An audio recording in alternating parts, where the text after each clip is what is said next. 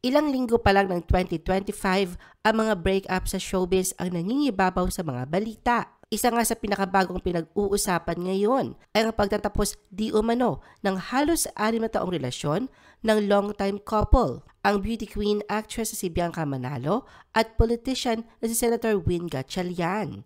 May katotohanan ba ito? The Philippine Showbiz List presents, hiwalay na ba sina Bianca Manalo at Sherwin Gatchalian? Nagdulot ito ng mga katanungan sa pag-aakalang sa kasalan na magtatapos ang pag-iibigan ni Bianca at Sherwin, lalo na't nalagpasan na ng mga ito ang matinding pagsubok sa kanilang relasyon. Ang espekulasyong hiwalayan ni Win at Bianca ay nagsimula matapos na mapansin ng mapanuring mata ng netizens ang hindi na pagbabahagi ng dalawa ng mga larawan sa kanilang Instagram accounts noong huling bahagi ng 2024. Nakakapanibago ito lalo na sa kanilang mga taga-subaybay sapagkat kilala sina Win at Bianca na aktibo sa social media kung saan ay nariyan ang madalas sa pagpo-post nila ng mga pictures na magkasama kahit sa mga personal o work events. Nasaksihan ng publiko ang suportang pinapakita nila sa isa't isa lalo na sa mga magkaibang karerang tinatahak. Makikita ang sinasamahan ni Bianca si Win maging sa mga pampulitikang obligasyon nito. Sinasamahan rin ni Win si Bianca sa mga personal na biyahe nito sa ibang bansa at maging sa showbiz gatherings.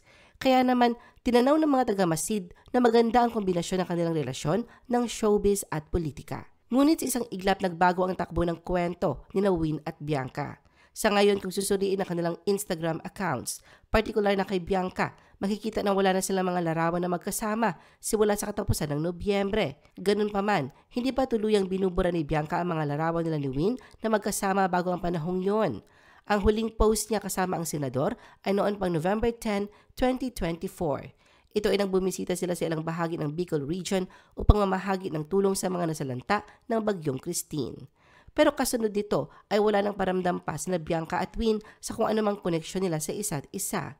Sa katunayan, walang binahagyang kaganapan si Bianca sa selebrasyon sana nila ni Win ng kanilang ika-6 na taong anibersaryo bilang magkasintahan noong November 18.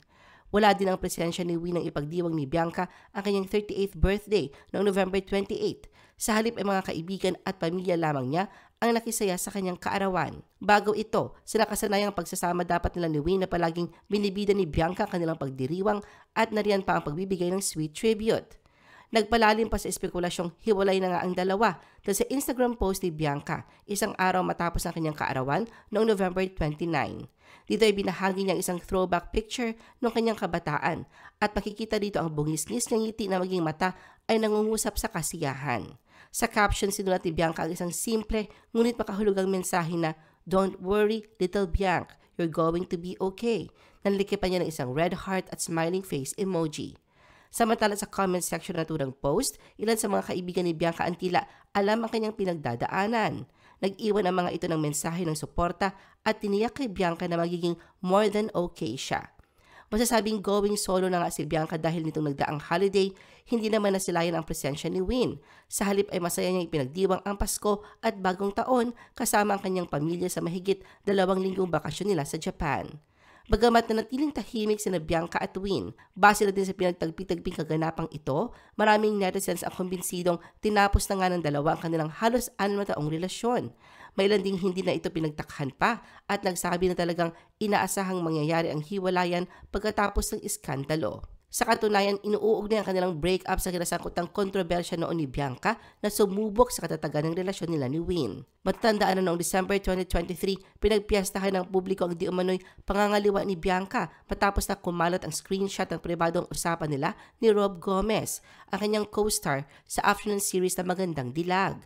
Ganun pa man sinabi ni Bianca na walang katotohanan ang bintang na may ugnayan sila ni Rob. Binigyang diin niya na tanging magkaibigan at magkatrabaho lamang ang kung anumang namagitan sa kanila.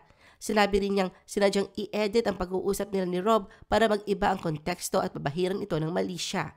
At sa gitna ng pagkakadawit noon ni Bianca sa kontrobersya at sa patuloy na panghuhusgang natatanggap mula sa publiko, agad na ipinarating ni Win ang kanyang buong suporta. Hindi niya hinayaan na masira na lamang ang iniingatang relasyon nila ni Bianca. Sa sunod-sunod na social media post noon ni Win, binigyang diin niya ang pagkakaroon ng magandang values at prinsipyo ni Bianca. Bilansagan niyang fake news ang ibinibintang kay Bianca at giniit na hindi ito ang makakabuwag sa kanila.